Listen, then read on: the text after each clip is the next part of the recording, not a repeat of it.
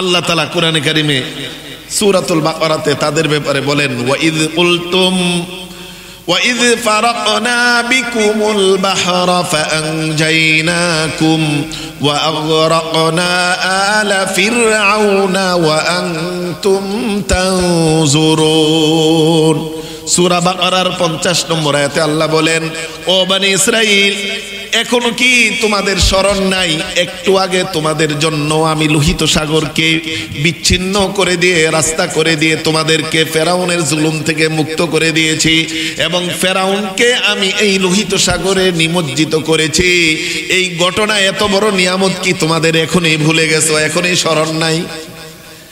তারা লোহিত সাগর পাড়ি দিয়ে বলে যে আমাদেরকে একটা ইলাহ এনে দাও, এর ইবাদত করব। বলি না আউযুবিল্লাহ, কত বড় হঠকারিতা, কুফরি আল্লাহর সাথে। আল্লাহ বলে ওয়া আনতুম তানজুরুন, তোমরা দেখতেছিলা এই যে ফেরাউন ডুবে মরতেছে, দেখতেছো চোখে, নিজের চোখে এত বড় নিদর্শন দেখার পরেও কিভাবে আবার আল্লাহকে ভুলে যাও, আল্লাহর সাথে হঠকারিতা করো, মুসার সাথে হঠকারিতা করো। তখন মুসা আলাইহিস সালাতু ওয়াস সালাম বলে ওয়া আনতুম কওমুন জাহিলুন, তোমরা হলো মূর্খ জাতি, এত বড় নিদর্শন দেখার পরেও কিভাবে আল্লাহ ছাড়া অন্য ইবাদতকে তোমরা উপাস্য হিসেবে গ্রহণ করতে চাও।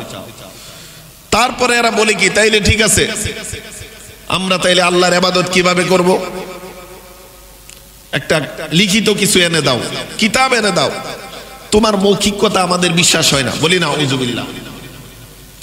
মুসাকে বলে মৌখিক কথা বিশ্বাস হয় না, একটা আল্লাহর পক্ষ থেকে একটা আসমানি কিতাব এনে দাও, ওইটা দেখে বিশ্বাস করবো আল্লাহ দিয়েছে, ওইটা অনুযায়ী আমরা মেনে চলবো। তো মুসা আলাইহিস সালাতু ওয়াস সালাম আল্লাহর সাথে কথা বলেছেন জিবরাইলের মাধ্যমে। তখন আল্লাহ তাআলা বললেন, ঠিক আছে, তোমাকে কিতাব দেওয়া হবে, তাওরাত, তবে আসো তুমি তুর পর্বতে। 30 দিনের জন্য আল্লাহ নিয়ে গেলেন। সেখানে মুসা আলাইহিস সালাতু ওয়াস সালাম সারাদিন রোজা রেখেছেন, সারা রাত ইবাদত করেছেন, ইতিকাফ করেছেন, আল্লাহ প্রার্থনা করেছেন। পরবর্তীতে আরো 10 দিন আল্লাহ বাড়িয়ে দিয়েছেন।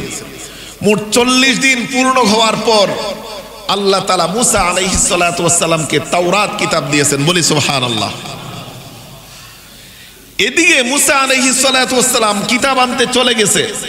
দেখেন, এই যে বনি ইসরাইল তো রয়ে গেছে, হারুন আলাইহিস সালাতু ওয়াস সালামকে দিয়ে গেছে যে তুমি একটু দেখভাল করবা, আমি আসতেছি আল্লাহর পক্ষ থেকে কিতাব নিয়ে। এই ফাঁকে সামিরি নামক এক গোবৎস পূজক, সে গাভীর কি করত, পূজা করত। সে নতুন মুসলমান হয়েছে, সুযোগ পেয়ে সে কি করছে, সে একটা চিন্তা করেছে। কি চিন্তা? আল্লাহ তাআলা সূরাতুত তাহার 88 নম্বর আয়াতে উল্লেখ করেছেন, فأخرج لهم عجلا جسدا له خوار فقالوا هذا إلهكم وإله موسى فنسي أفلا يرون ألا يرجع إليهم قولا। সামিরি বলে, বনি ইসরাইল, তোমাদের এই যে বিপদ, এত বিপদ আসার কারণ হলো তোমাদের কাছে যে স্বর্ণ আছে, রূপ্য আছে, এগুলো, তাই সব এগুলো তোমরা দাও। এগুলো একসাথে জমা করা হলো। স্বর্ণ রূপ্য জমা করে গালিয়ে একটা বাছুর তৈরি করলো, গরুর বাছুর তৈরি করলো। গরুর বাছুর তৈরি করার পর সেখানে জিবরাইল আলাইহিস সালাতু ওয়াস সালাম যখন মুসা আলাইহিস সালাতু ওয়াস সালামের কাছে এসেছিলেন, সেই লোহিত সাগর পাড়ি দেওয়ার সময়, তখন ওই সামিরি লক্ষ্য করেছিলেন জিবরাইল আলাইহিস সালাতু ওয়াস সালামের ঘোড়ার পা যেখানেই থাকে সেখানে প্রাণ গজায়। সে এই বিষয়টা লক্ষ্য করে যেখানেই জিবরাইলের ঘোড়ার পা পড়েছিল সেখান থেকে একটু মাটি নিয়ে নিয়েছিল। তুমি এটা কেন করলা? পরে সে বলছে, বাসুরতু বিমা লাম ইয়াবসুরু বিহি ফাকাবাতু কবদাতাম মিন আসারির রাসূলি ফানাবাযতুহা ওয়া কাযালিকা সাওয়ালাত লি নাফসি। যখন আপনার দূত জিবরাইলের পা পা থেকে দেখেছি প্রাণ সঞ্চার হয়, সেখান থেকে আমি এমন কিছু নিয়েছি যেটা সেখানে দিয়েছি, দেওয়ার পরে সেখানে হাম্বা হাম্বা করে আমার মনে হয়েছে এটা গরুর বাছুর হয়ে যাবে, সেখানে আমরা পূজা করব। বলে কেন করেছ? বলে আমি ইচ্ছা করে গুমরা করার জন্য করেছি। ঠিক আছে, তোমার শাস্তি হলো আনতা উলালা মিসাস, তুমি তোমার জীবনে যতদিন বেঁচে থাকবা লা মিসাস শব্দটা মুখ দিয়ে উচ্চারণ করতে থাকবা। লা মিসাস শব্দের অর্থ হলো আমাকে কেউ স্পর্শ করবে না, আমাকে কেউ স্পর্শ করবে না। কেউ যদি তাকে স্পর্শ করত তারও জ্বর উঠে যেত, যে স্পর্শ করত তারও জ্বর উঠে যেত।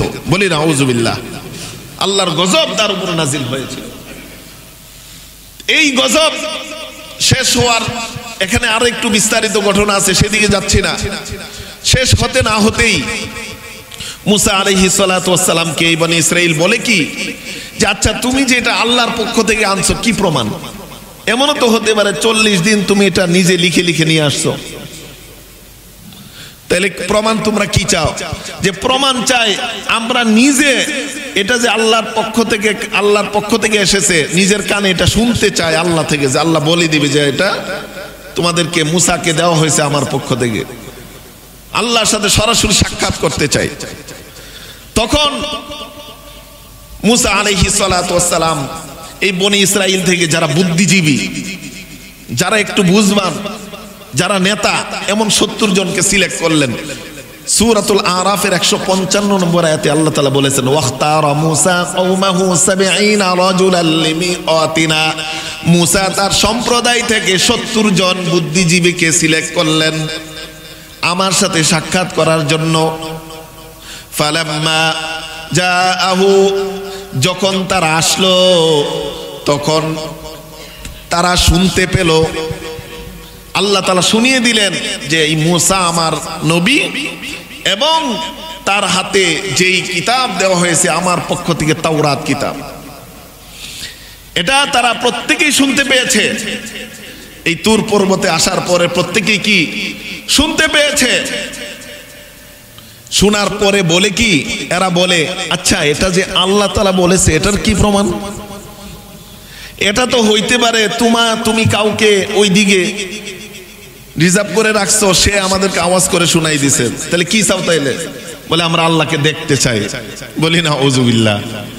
এই দুনিয়ার চর্মচক্ষুতে আল্লাহকে দেখা যায় না। মুসা আলাইহিস সালাতু ওয়াস সালাম নিজেই দেখতে পারে নাই। ফালাম্মা তাজাল্লা আলাইহি রাব্বু, যখন আল্লাহর তাজাল্লি এসেছে মুসা অজ্ঞান হয়ে গেছিল। চর্মচক্ষুতে আল্লাহকে দেখা যায় না, এই যে কথা শোনার পরেও এরা বিশ্বাস করে না, এমন হঠকারী বনি ইসরাইল। তখন আল্লাহ তাআলা তাদেরকে আযাব দিলেন, নিচ দিয়ে ভূমিকম্প, রজফা, আর উপর দিয়ে হলো ঝড়, বজ্র। এই এবং রজফা উভয়টা মিলে এমন ঝড়, বজ্র, ভূমিকম্প আসলো, এরা সবাই অজ্ঞান হয়ে গেল। অজ্ঞান না, আল্লাহ তাআলা বলেন সুম্মা বাআসনা মিন বাদি মাউতিকুম লাআল্লাকুম তাশকুরুন, তোমরা মরে গেছিলা, এদেরকে আল্লাহ মেরে ফেললেন। এই 70 জন শেষ, মুসা আলাইহিস সালাতু ওয়াস সালাম জীবিত আছে। তখন মুসা আলাইহিস সালাতু ওয়াস সালাম বলে ইয়া আল্লাহ, এখন যদি আমি আমার গোত্রের কাছে যাই, এরা বলবে এই 70 জনকে নিয়ে তুমি হত্যা করছো, এখন তোমাকে আমরা শেষ করে দিব। এরা তো এমনি বুঝতে চায় না, আর 70 জন যদি মৃত অবস্থায় আমি যাই, আমি আর ফিরে যেতে পারবো না। তাই আল্লাহ আমি জানি ইনহিয়া ইল্লা ফিতনাতু, এটা ছিল আপনার একটা পরীক্ষা। তুদিল্লু বিহা মান তাশা ওয়া তাহদি মান তাশা, এর দ্বারা আপনি অনেককে হেদায়েত দিবেন, এর দ্বারা অনেককে গুমরা করবেন। তাই আল্লাহ মাফ করে দেন, ফাগফির লানা ওয়ারহামনা ওয়া আনতা খায়রুল গাফিরিন, যে আমাদেরকে ক্ষমা করে দেন, আমাদের উপর রহম করেন, আপনি তো ক্ষমাশীল। মুসা আলাইহিস সালাতু মুসা আলাইহিস সালাতু ওয়াস সালাম এই দোয়া করার পর সবাই জীবিত হয়ে গেল, সুস্থ হয়ে গেল। বলি সুবহানাল্লাহ। সুস্থ হয়ে যাওয়ার পর তারা সবাই ফিরে গেল কোথায়? সেই তার দলের কাছে, তিহ প্রান্তরে যেখানে তারা আছে, সেখানে গিয়ে তারা তখন বিশ্বাস করলো যে না, এই কিতাব তাওরাত কিতাব কে আল্লাহর পক্ষ থেকেই। তারা তখন মেনে নিল। এখানেও দেখেন কত বড় নিদর্শন তারা সচক্ষে দেখেছে। কি নিদর্শন? যে তারা সবাই ধ্বংস হয়ে গেছে, আবার আল্লাহ তাআলা জীবিত করে দিয়েছে। আল্লাহ কোরআনেই বলেছেন সুম্মা বাআসনা মিন বাদি মাউতিকুম, তোমাদের মৃত্যুর পরে আবার জীবিত করে দিয়েছে লাআল্লাকুম তাশকুরুন, এরপরও তোমরা আল্লাহর কৃতজ্ঞতা যেন আদায় করো। এই অবস্থায় চলতেছিল। কিছুদিন পরেই আল্লাহ তাআলা বলেন যে ঠিক আছে, তাইলে এখন তোমরা এই যে আমালিকা গোত্র আছে এই শাম দেশে ফিলিস্তিনে, তাদেরকে হটিয়ে তোমরা বাইতুল মুকাদ্দাস ফিলিস্তিন দখল করো। সূরাতুল মাইদার 21 নম্বর আয়াত আল্লাহ বলেন ইয়া কওমি দুখুলুল আরদাল মুকাদ্দাসাতাল্লাতী কাতাবাল্লাহু লাকুম ওয়া লা তারতাদ্দু আলা আদবারিকুম ফাতানকালিবু খাসিরিন। ও আমার জাতি, এই পবিত্র ভূমিতে তোমরা প্রবেশ করো, যেই পবিত্র ভূমিটা আল্লাহ তোমাদের জন্য লিখে দিয়েছেন। বলি সুবহানাল্লাহ। আল্লাহ বলেন কাতাবাল্লাহু লাকুম, লিখে দিয়েছেন তোমাদের জন্য। ওয়ালা তারতাদ্দু, পিছু হটিও না, যদি পিছু হটো ওয়ালা তারতাদ্দু আলা আদবারিকুম ফাতানকালিবু খাসিরিন, এই যুদ্ধ থেকে পিছু হটলে তোমরা ক্ষতিগ্রস্ত হবে। এত বড় সুসংবাদ দিয়েছে। আরো নিদর্শন তারা কি কি দেখেছে? ফেরাউনের ডুবে মরা, তাদের নিষ্কৃতি, আল্লাহর পক্ষ থেকে তাওরাত কিতাব এবং 70 জন মৃত হয়ে আবার জীবিত হওয়া, এই বড় বড় নিদর্শন দেখার পরে আল্লাহর পক্ষ থেকে ঘোষণা আসছে যে এই ফিলিস্তিন দখল করো। এরা প্রথমে রওনা হয়েছে ঠিক, পথিমধ্যে গিয়ে যখন জানতে পারলো সেখানে আমালিকা গোত্র, তারা কি করে অনেক শক্তিশালী, তখন তারা বলল ক্বালু ইয়া মূসা ইন্না ফিহা কওমান জাব্বারিন, ও মূসা সেখানে শক্তিশালী সম্প্রদায় আছে, সেখানে আমরা যাব না। বলে ফাযহাব আনতা ওয়া রাব্বুকা ফাকাতিলা ইন্না হাহুনা কাঈদুন। এত বড় আল্লাহর নিদর্শন দেখার পরেও সে বলে কি যে তুমি আর তোমার রব যাও যুদ্ধ করো, আমরা এখানে বসে থাকবো। বলি না আউযুবিল্লাহ। মানে তারা সেই যুদ্ধে গেল না, যুদ্ধে যেতে অস্বীকৃতি জানালো, যদিও তাদেরকে যুদ্ধের বিজয় সম্পর্কে আল্লাহ তাআলা আগেই জানিয়ে দিয়েছিল। তারপরে আল্লাহ তাআলা কি করলেন? ক্বালা ফাইন্নাহা মুহাররামাতুন আলাইহিম 40 সানা ইয়াতিহুনা ফিল আরদি ফালা তাসা আলাল কওমিল ফাসিকিন। সূরাতুল মাইদা আয়াত 26। আল্লাহ বলেন এই শামকে, ফিলিস্তিনকে তাদের উপর 40 বছরের জন্য হারাম করে দিলাম, আর তারা এই 30 প্রান্তরে উদ্বাস্তের মতো ঘোরাঘুরি করবে। এটা তাদের আযাব, শাস্তি। এই 30 প্রান্তরে ঘোরাঘুরি করা অবস্থায় তাদের খাবার পানি শেষ। এখন কি খাবে, কি পান করবে, নাই কিছু। তখন আল্লাহ তাআলা আরো 3টা বিশেষ নিয়ামত দিলেন। বলি সুবহানাল্লাহ। 3টা নিয়ামত কি? আল্লাহ তাআলা কোরআনে সূরাতুল বাকারাতে বলেন ওয়াজাল্লালনা আলাইকুমুল গামামা ওয়া আনজালনা আলাইকুমুল মান্না ওয়াসসালওয়া। যখন তোমরা 30 প্রান্তরে উদ্বাস্তের মতো ঘোরাফেরা করতেছো, উপরে সূর্য, নিচে মরুভূমির মাটি বালি, এত গরম, তপ্ত গরম, সেখানে থাকার মতো কোনো উপায় নাই, সেখান থেকে যাওয়ারও কোনো উপায় নাই। কারণ সারাদিন সফর করে যায়, সন্ধ্যাবেলা দেখে যেখানে ছিল সেখানেই, তারা আর এগুতে পারে না। কারণ আল্লাহ শাস্তি দিয়েছেন ইয়াতিহুনা ফিল আরদ, উদ্বাস্তের মতো এখানেই ঘুরবে। অথচ জায়গাটা ছিল মাত্র 10 মাইল। 10 মাইল জায়গা তারা শেষ করতে পারতেছে না, অতিক্রম করার কোনো পথ খুঁজে পাচ্ছে না। যেহেতু তারা 40 বছর এখানে ঘুরবেই, ঘুরলে তারা ধ্বংস যেন না হয়, কারণ আল্লাহ চায় তাদেরকে বিভিন্ন সময় আযাব দিয়ে তাদেরকে ফিরিয়ে আনতে। আবার আল্লাহ নিয়ামত দিয়ে পরীক্ষা করে যে নিয়ামত দিছি সেটাতে আমার শুকরিয়া আদায় করো। তখন 3টা বিশেষ নিয়ামত দিলেন, এই গরমের মধ্যে যেন তারা শান্তিতে থাকতে পারে। এজন্য মেঘমালাকে তাদের ছায়া হিসেবে করে দিলেন। 1 নম্বর নিয়ামত, যখন রৌদ্র উঠতো মেঘমালা তাদের উপরে এসে যেত, ঠান্ডা এসির মতো আবহাওয়া আসতো উপর থেকে। বলি সুবহানাল্লাহ। 2 নম্বর, খাবারের কিছু নাই। বলে খাবারের জন্য আল্লাহ দিয়েছেন মান্না এবং সালওয়া, জান্নাতি খাবার। মান্না কি? তাফসীরের কিতাবে এসেছে মান হলো ফজরের সময় প্রত্যেক গাছের মধ্যে শুভ্র সাদা মিষ্টি জাতীয় একটা পানীয় নাজিল হতো, সেখানে কুয়াশার মতো পড়তো, সেটাকে বলা হয় মান। এটা তারা সেখান থেকে জমা করে তারা এটাকে খেত। মিষ্ট দুধের মতো সাদা একটা খাবার তাদের গাছে পড়তো। যখন ওই ফজরের নামাজের সময় শেষ হয়ে যেত, অর্থাৎ সূর্য তৈ হতে যেত, ওই মান্না গায়েব হয়ে যেত। বলি সুবহানাল্লাহ।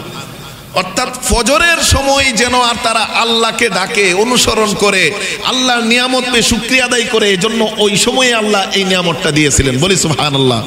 আজকে আমরা ফজরের নামাজের সময় ঘুমিয়ে থাকি, মুসলিম হয়ে মনে 50% নামাজি এখানে যারা আসি, জুমাতে যারা আসি, নামাজ পড়ি না ফজর নামাজ। আমাদের জন্য আফসোস। এজন্য এই মান্না তাদের উপর নাজিল হয়েছে। আরেকটা হলো সালওয়া। সালওয়া হলো পাখি, এক জাতীয় পাখি, তাদের গাছে থাকতো, সবসময় ধরে এনে জবাই করে খেত। দুটোই জান্নাতি খাবার। তাইলে দুইটা নিয়ামত, একটা হলো মেঘমালা, আরেকটা হলো মান্না সালওয়া খাবার। 3 নম্বর নিয়ামত দিয়েছে। এখন এই দুইটা পেয়ে পানি নাই, এই মরুভূমিতে পানি নাই, পানি কোথায় পাবে? আল্লাহ তাআলা বলেন, ওয়া ইযিস্তাসকা মূসা লিকওমিহি ফাকুলনা ইদরিব বিআসাকাল হাজার ফানফাজারাত মিনহু 12 আইনা। যখন এরা পানি চাইলো তার গোত্র, মূসাকে বললাম আপনার লাঠি দিয়ে আঘাত করেন। আঘাত করার সাথে সাথে 12টা ঝর্ণা প্রবাহিত হয়ে গেল। বলি সুবহানাল্লাহ। সেখান থেকে সুমিষ্ট পানি তারা পান করত এবং সুমিষ্ট পানি তারা রক্ষণাবেক্ষণ করত। তারা সে সুমিষ্ট পানি সেখান থেকে গ্রহণ করত। বলি সুবহানাল্লাহ। তাইলে এরপরেও তিনটা বড় বড় নিয়ামত দিয়েছেন। একটা হলো মেঘমালার ছায়া, আরেকটা হলো মান্না সালওয়া জান্নাতি খাবার, আরেকটা হলো কি পানি, সুমিষ্ট পানি। এই খাবার খেতে খেতে এক সময় বলি কি যে এই খাবার আর ভালো লাগে না, এখন আমাদেরকে পেঁয়াজ রসুন যেটা জমিতে উৎপাদন হয় সেই খাবার আমাদেরকে দাও। বলি না আউযুবিল্লাহ। এমন হঠকারী জাতি, দেখেন এক একটা নিয়ামত আল্লাহ তাআলা দিচ্ছেন তারা যেন ফিরে আসে, তারপরে আবারও তারা কি করে তাদের আবার আগের হঠকারিতায় ফিরে যায়, কুফরিতে ফিরে যায়। তখন বলে যে মূসা এই খাবার আর ভাল লাগতেছে না, আমাদেরকে পেঁয়াজ দাও, রসুন দাও, আদা দাও, ডাল দাও। সূরা বাকারাতে এসেছে। তারপরে এইভাবে তারা হঠকারিতায় লিপ্ত ছিল, মূসা আলাইহিস সালাতু ওয়াস সালামকে কষ্ট দিয়েছে। মূসা আলাইহিস সালাতু ওয়াস সালাম চলে গিয়েছে, এরপরে প্রত্যেকটা নবী রাসূলকেই কষ্ট দিয়েছে। এমনকি এরা অনেক নবী রাসূলকে হত্যা করেছে। সর্বশেষ একটা ঘটনা বলে শেষ করছি, সময় শেষ। আল্লাহ তাআলা বলেন, ওয়ালাকাদ আলিমতুম আল্লাযীনা মিনকুম ইয়াতাদাউ ফিস সাবতি ফাকুলনা লাহুম কুনু কিরাদাতান খাসিঈন।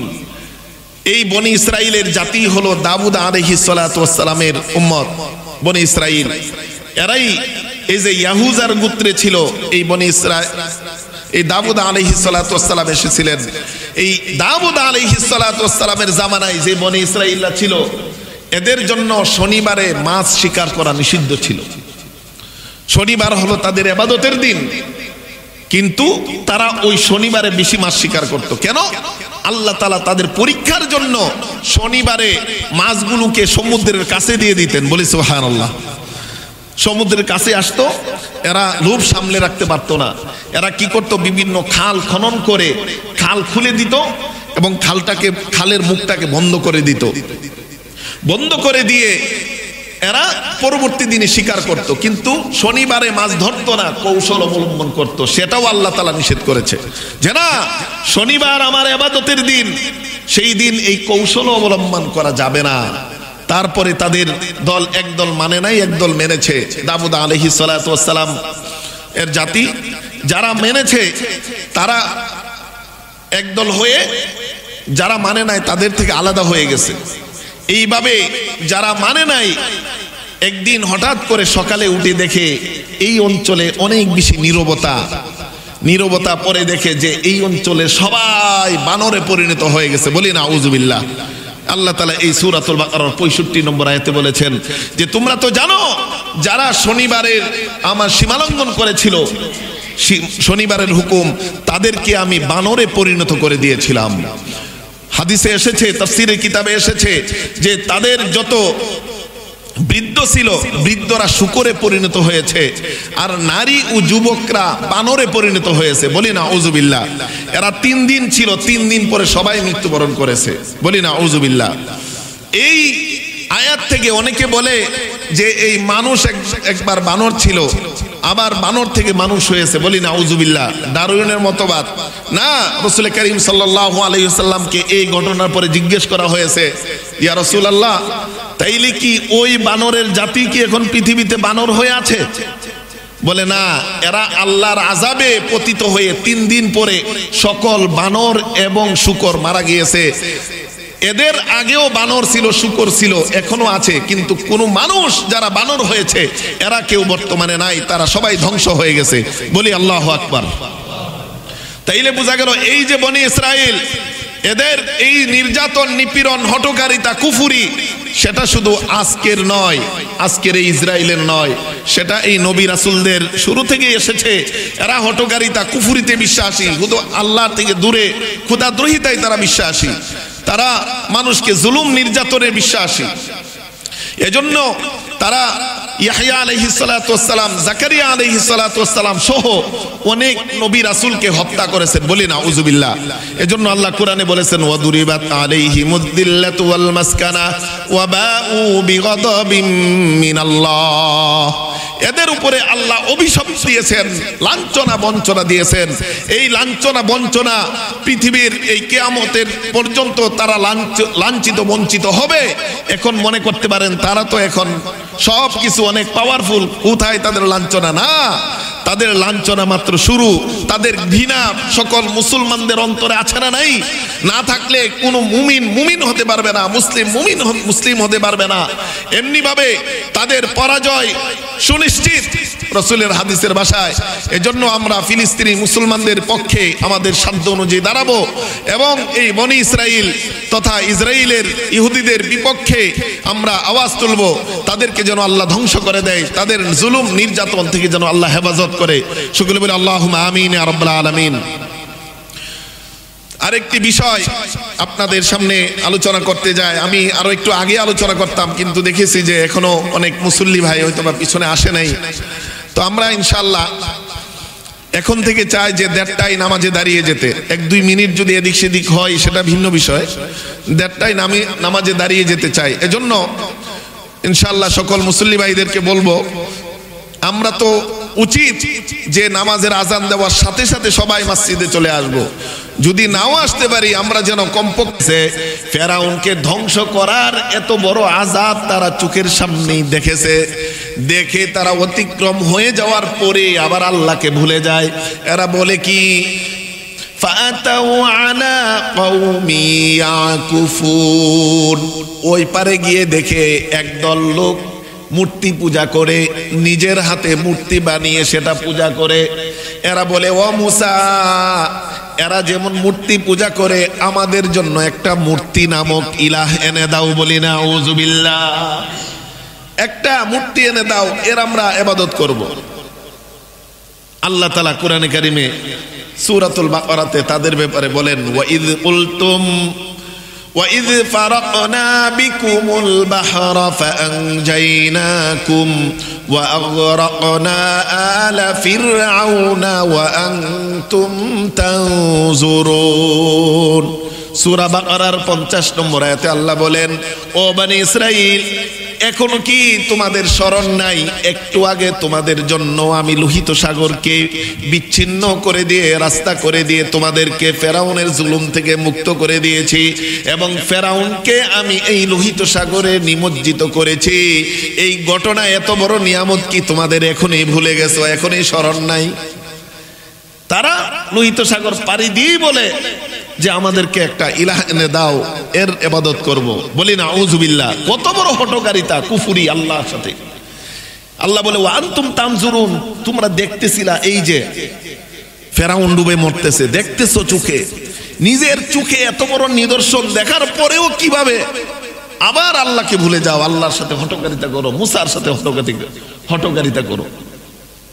তখন মুসা আলাইহিস সালাতু ওয়াস সালাম বলে, ওয়া আনতুম কওমুন জাহিলুন, তোমরা হলো মূর্খ জাতি, এত বড় নিদর্শন দেখার পরেও কিভাবে আল্লাহ ছাড়া অন্য ইবাদতকে তোমরা উপাস্য হিসেবে গ্রহণ করতে চাও? তারপরে এরা বলে কি, তাইলে ঠিক আছে, আমরা তাইলে আল্লাহর ইবাদত কিভাবে করব? একটা লিখিত কিছু এনে দাও, কিতাব এনে দাও। তোমার মৌখিক কথা আমাদের বিশ্বাস হয় না। বলি না আউযুবিল্লাহ। মুসাকে বলে মৌখিক কথা বিশ্বাস হয় না, একটা আল্লাহর পক্ষ থেকে একটা আসমানি কিতাব এনে দাও, ওইটা দেখে বিশ্বাস করবো আল্লাহ দিয়েছে, ওইটা অনুযায়ী আমরা মেনে চলবো। তো মুসা আলাইহিস সালাতু ওয়াস সালাম আল্লাহর সাথে কথা বলেছেন জিবরাইলের মাধ্যমে। তখন আল্লাহ তাআলা বললেন, ঠিক আছে, তোমাকে কিতাব দেওয়া হবে, তাওরাত। তবে আসো তুমি তুর পর্বতে। 30 দিনের জন্য আল্লাহ নিয়ে গেলেন। সেখানে মুসা আলাইহিস সালাতু ওয়াস সালাম সারাদিন রোজা রেখেছেন, সারা রাত ইবাদত করেছেন, ইতিকাফ করেছেন, আল্লাহ প্রার্থনা করেছেন। পরবর্তীতে আরো 10 দিন আল্লাহ বাড়িয়ে দিয়েছেন। মোট 40 দিন পূর্ণ হওয়ার পর আল্লাহ তাআলা মুসা আলাইহিস সালাতু ওয়াস সালামকে তাওরাত কিতাব দিয়েছেন। বলি সুবহানাল্লাহ। এদিকে মুসা আলাইহিস সালাতু ওয়াস সালাম কিতাব আনতে চলে গেছে। দেখেন, এই যে বনি ইসরাইল তো রয়ে গেছে, হারুন আলাইহিস সালাতু ওয়াস সালামকে দিয়ে গেছে যে তুমি একটু দেখভাল করবা, আমি আসতেছি আল্লাহর পক্ষ থেকে কিতাব নিয়ে। এই ফাঁকে সামিরি নামক এক গোবৎস পূজক, সে গাভীর কি করত, পূজা করত। সে নতুন মুসলমান হয়েছে, সুযোগ পেয়ে সে কি করছে, সে একটা চিন্তা করেছে। কি চিন্তা?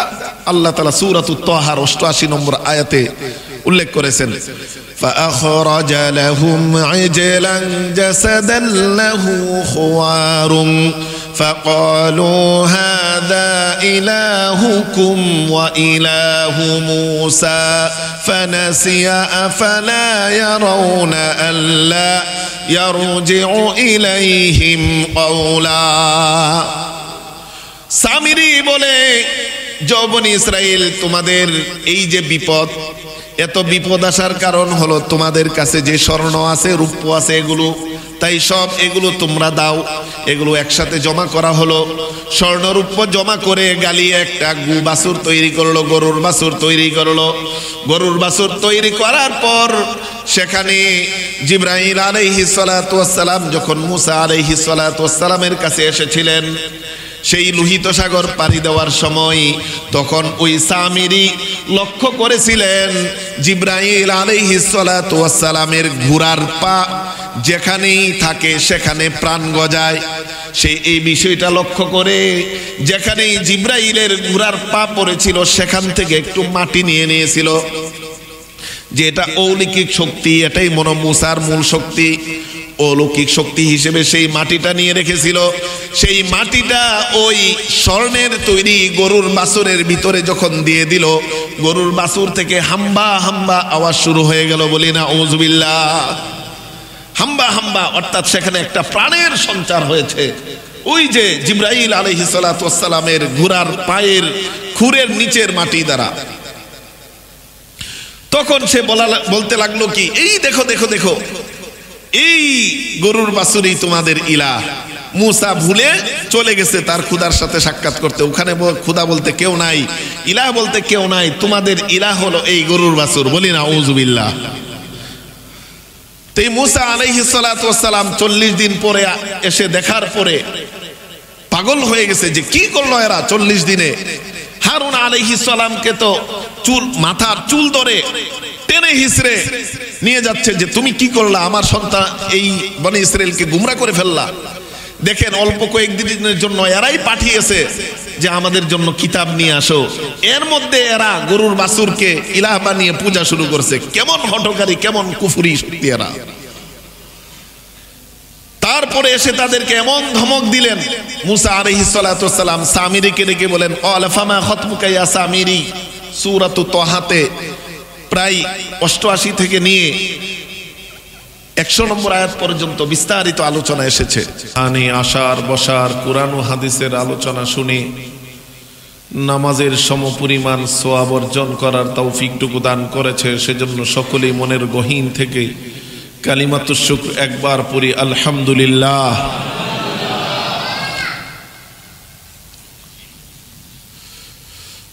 আমরা সকলেই অবগত আছি যে বিগত জুমাতে আমরা আলোচনা করেছিলাম ফিলিস্তিন তথা বাইতুল আকসা, মসজিদুল আকসা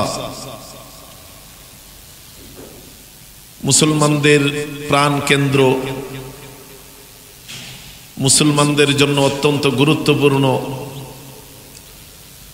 যেই মসজিদে আকসা হিংস্র ইসরায়েল, সন্ত্রাসী গোষ্ঠী ইসরায়েলের হাতে এখন পরিবেষ্টিত আছে, মুসলমানদের দখলে নেই। সেই মসজিদে আকসাকে স্বাধীন করার জন্য, মুক্ত করার জন্য, ফিলিস্তিনকে মুক্ত করার জন্য,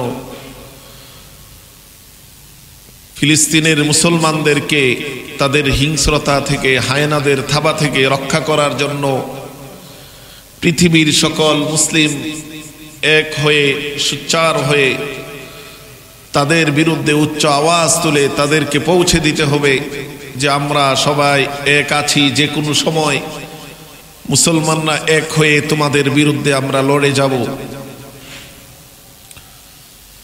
আমরা মুসলিমরা যদি এক হতে পারি তাহলে এই ইহুদি নাসারার যে দালালরা আছে, ইহুদি নাসারার হায়ানারা আছে, এরা একদিন আমাদের হাতে পরাজিত হবে। সেটা কোরআনে হাদিসে বিভিন্ন জায়গায় আল্লাহ সুসংবাদ বাণীও দিয়েছেন। তবে আমাদের ঈমানি শক্তিকে মজবুত করতে হবে, আমাদের সকলের ঐক্য হতে হবে এবং তাদের বিরুদ্ধে আমাদের সোচ্চার হতে হবে। এই যে ফিলিস্তিনে 2023 সালের 7ই অক্টোবর থেকে যেই হামলা শুরু হয়েছে, যেই নির্মমতা, যেই নির্যাতন, যেই হত্যাযজ্ঞ, যেই গণহত্যা শুরু হয়েছে, এই পর্যন্ত 61,000-এরও বেশি মুসলিম নারী, পুরুষ, যুবক শাহাদাত বরণ করেছে। 1.5 বছরের সময়ে 61,000 মানুষকে এইভাবে হত্যা করা পৃথিবীর ইতিহাসে নজির নেই। কোনো ধরনের অন্যায় ছাড়া, কোনো ধরনের দোষ ছাড়া এমনি এমনি মুসলমানদেরকে হত্যা করা, সেটা যেন তাদের লালায়িত স্বপ্নে পরিণত হয়েছে। এই ফিলিস্তিন নিয়ে আমরা বলেছিলাম যে এই ফিলিস্তিন পবিত্র ভূমি, এটা মুসলমানদের ভূমি। এই ফিলিস্তিন মুসলমানরা শাসন করেছে। সর্বশেষ উসমানীয় সাম্রাজ্য, যেটাকে আমরা অটোমান সাম্রাজ্য বলি, 1917 সাল পর্যন্ত ফিলিস্তিন মুসলমানদের দখলে ছিল। এই প্রথম বিশ্বযুদ্ধে যখন তুরস্ক, অটোমান সাম্রাজ্য পরাজিত হয়, মুসলমানরা পরাজিত হয়, তখন এই ফিলিস্তিন চলে যায় ব্রিটেন তথা ব্রিটিশদের হাতে। সেই ব্রিটিশদের হাতে এই ফিলিস্তিন যাওয়ার পরেই তারা চক্রান্ত করে যে এখানে একটি তাদের ঘাঁটি তৈরি করবে, ব্রিটেনের ঘাঁটি। সেটা কিভাবে করবে? ইহুদিদেরকে একটি রাষ্ট্রের নামে সেখানে একটি তারা ঘাঁটি তৈরি করবে, ইহুদিদেরকে একটা আলাদা আবাসভূমি দান করার প্রতিশ্রুতি দেয়, যেটা ব্রিটিশ পররাষ্ট্রমন্ত্রীর সচিব লর্ড আর্থার বেলফোর, সে তার চিঠিতে ব্রিটিশ ইহুদি লর্ড রথচাইল্ডের কাছে চিঠি পাঠানো হয়, যেটাকে বলা হয় বেলফোর ঘোষণা। বেলফোর ঘোষণার মাধ্যমে ব্রিটিশরা জানায় যে এই ফিলিস্তিনে ইহুদিদেরকে আলাদা একটি রাষ্ট্রের ভূমি দিয়ে দিবে। বলি না আউযুবিল্লাহ। তখন থেকেই পৃথিবীর বিভিন্ন প্রান্ত থেকে এই ফিলিস্তিনে ইহুদিরা এসে জমা হতে লাগলো। জমা হতে হতে একসময় 1947 সালে সেখানে অধিবাসীদের 10% ইহুদি ছিল, বাকি সবাই ছিল মুসলিম। সেই 1947 সালে 10% ইহুদি থাকার পরেও জাতিসংঘে একটি বিল পাশ করা হয় 1947 সালের 29 নভেম্বর, যে এখানে ইসরায়েল নামে একটি রাষ্ট্র করে ইহুদিদেরকে আলাদা রাষ্ট্র হিসেবে প্রায় 57% ভূমি তাদেরকে প্রদান করা হবে। বলি নাউজুবিল্লাহ। তারা যদি ভাগ করেও পায় তখন পেত সর্বোচ্চ 10%, কিন্তু জুলুম করে তাদের সেই স্বপ্ন, ভবিষ্যৎ পরিকল্পনা সকলের কাছে স্পষ্ট যে এখানে আসলে ইহুদি বা ইসরায়েল নামক কাউকে রাষ্ট্র দেওয়া না, বরং পাশ্চাত্য এবং ব্রিটেনের একটা ঘাঁটি তৈরি করা আরবদের মাঝখানে, যেন আরবদেরকে তারা পরাজিত করতে পারে এবং কোরআনে বর্ণিত যে হলি ল্যান্ড আছে, পবিত্র ভূমি, সেটাকে দখল করতে পারে। বলি না আউযুবিল্লাহ। এজন্য তারা 1948 সালের 14 মে এই ইসরায়েলকে আলাদা স্বাধীন রাষ্ট্র হিসেবে ঘোষণা দেয় এবং 15 মেতে একদিনে প্রায় 7 লক্ষ মুসলমানকে সেখান থেকে নির্বাসিত করে দেয়, তাড়িয়ে দেয়। বলি না আউযুবিল্লাহ। নিজের ভূমি থেকে, নিজের স্থান থেকে, নিজের ঘর থেকে সে তাড়িয়ে দেওয়া হয় 7.5 লক্ষ মুসলমানকে একদিনেই। এমন জুলুম, অত্যাচার, নির্যাতন করে তারা তখন তাদের ভূমি দখল করে আর মুসলমানদের থেকে সেই পবিত্র ভূমি কেড়ে নিচ্ছে, দখল করে নিচ্ছে। নিতে নিতে 1967 সালে আরব ইসরায়েল যুদ্ধে আকস্মিকভাবে হামলা করে 20,000 আরবকে তারা হত্যা করে।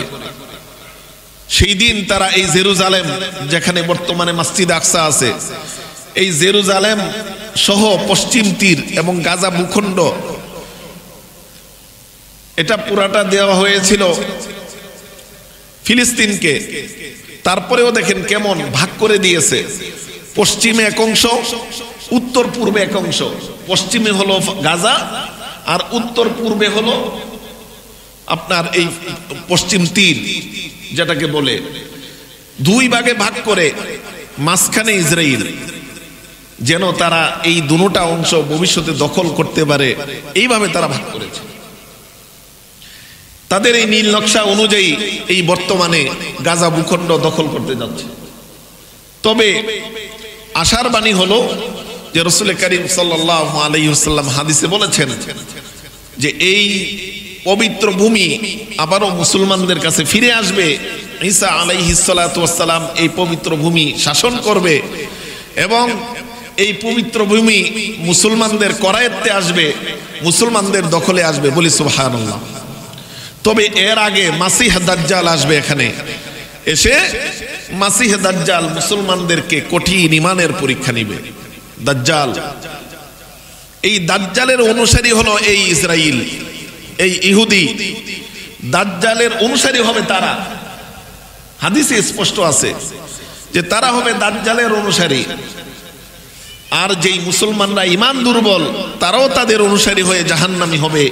যাদের ঈমান পুক্ত থাকবে, মজবুত হবে, তারা সেই দিন ঈমানের পরীক্ষায় উত্তীর্ণ হবে এবং ঈসা আলাইহিস সালাতু ওয়াস সালামের সঙ্গী হয়ে তারা জান্নাতি হিসেবে বিবেচিত হবে। বলি সুবহানাল্লাহ। তাই বলছিলাম, এই যে ইসরায়েলের যে জুলুম, অত্যাচার, নির্যাতন, হঠকারিতা, নির্মমতা, পাষণ্ডতা, এটা কি আজকে নতুন? না, এটা নতুন না। এই যে জাতি, যাকে ইহুদি জাতি বলি, এই ইহুদি জাতি এসেছে কোত্থেকে? এই বনি ইসরায়েলের কি ইতিহাস, কুরআন এবং হাদিস যদি আমরা অনুসন্ধান করি, আমরা দেখতে পাই যে ইসরায়েল যাকে আমরা বলি, বনি ইসরায়েল নামে একটি সূরা আছে কুরআনে কারীমের 15 পারার প্রথম সূরা, সূরাতু বনি ইসরাইল। বনি ইসরায়েল কারা? বানি মানে সন্তান, ইসরাইল মানে ইসরাইলের সন্তান। ইসরাইলের সন্তান কারা? তো ইসরাইল কে ছিলেন? এটা কোরআনে কারিমে সূরা আলে ইমরানের 93 নম্বর আয়াতে রব্বুল আলামিন বলে দিয়েছেন, কুল্লু তাআমি কানা হিল্লাল লিবানি ইসরাঈলা ইল্লা মা হাররামা ইসরাঈলু আলা নাফসিহি।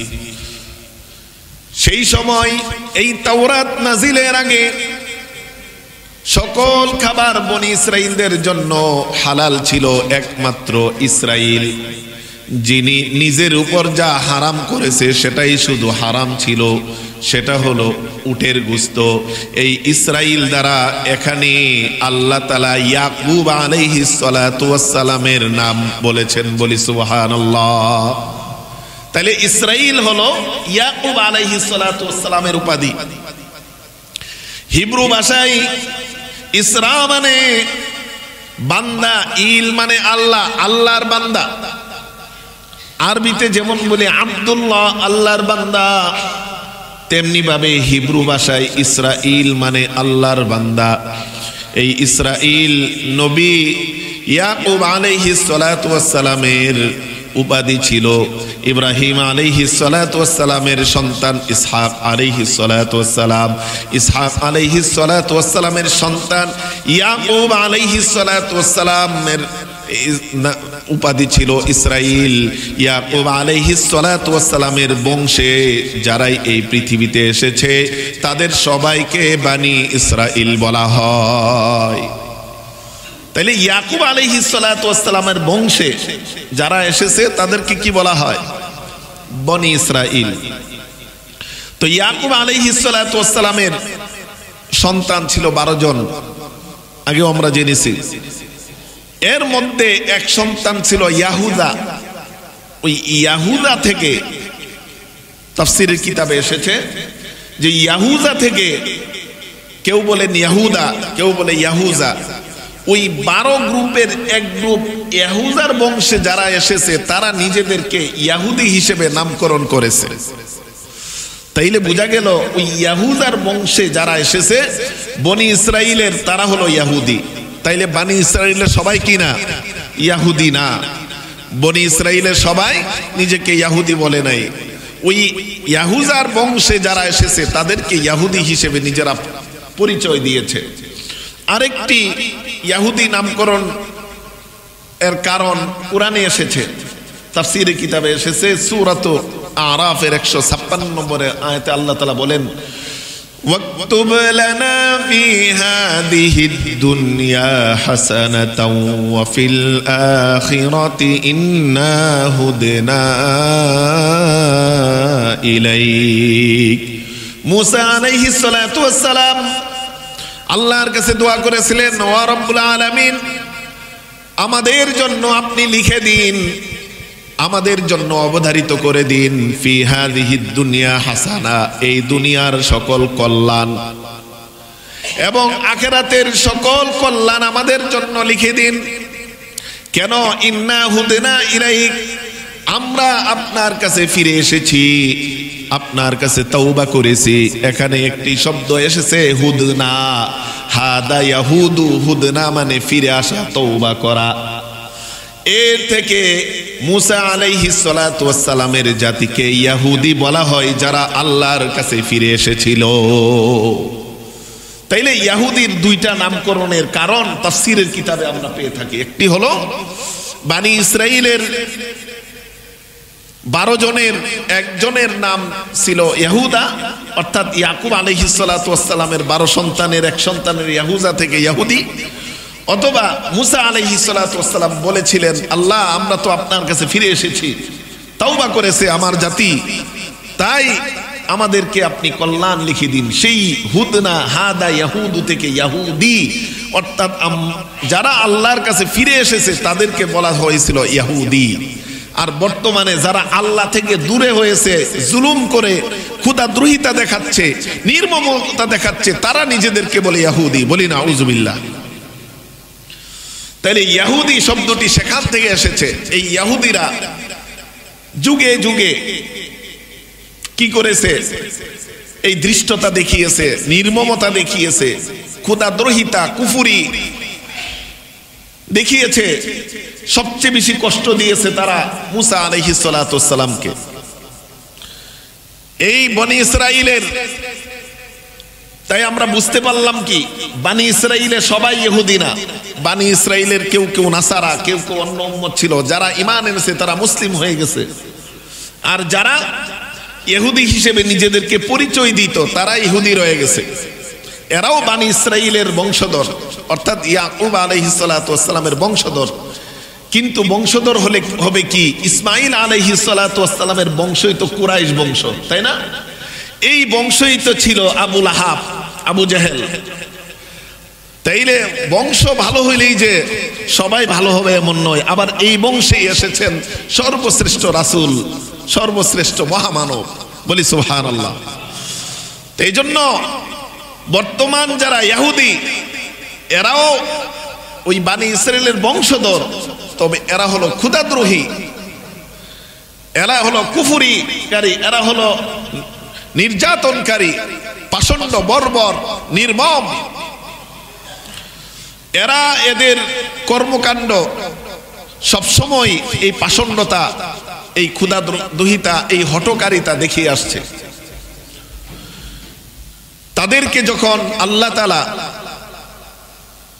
লোহিত সাগর পাড়ি দিয়ে তিহ প্রান্তরে ওই পাশে নিয়ে গেলেন, লোহিত সাগর পাড়ি দিয়েছে কিভাবে আমরা সকলেই জানি, যে সাগরের মধ্যে আল্লাহ তাআলা বিচ্ছিন্ন করে, সাগরকে বিচ্ছিন্ন করে রাস্তা করে দিয়েছেন। সেই রাস্তা দিয়ে এই বানি ইসরাইল কি করেছে? অতিক্রম করেছে। তো অতিক্রম করার পরে কি বলে দেখেন, আল্লাহ তাআলা সূরাত আরাফের 138 নম্বর আয়াতে বলেন, وجاوزنا ببني إسرائيل البحر فأتوا على قوم يعكفون على أصنام لهم قالوا يا موسى اجعل لنا إلها كما لهم آلهة। এই মাত্র তারা লোহিত সাগর পাড়ি দিয়ে এই সাগরের এত বড় জুলুম থেকে, ফেরাউনের জুলুম থেকে আল্লাহ তাআলা তাদেরকে বাঁচিয়েছেন। এত বড় নিদর্শন তাদের চোখের সামনে তারা দেখেছে, এত বড় আল্লাহর মুজিজাত চোখের সামনে তারা দেখে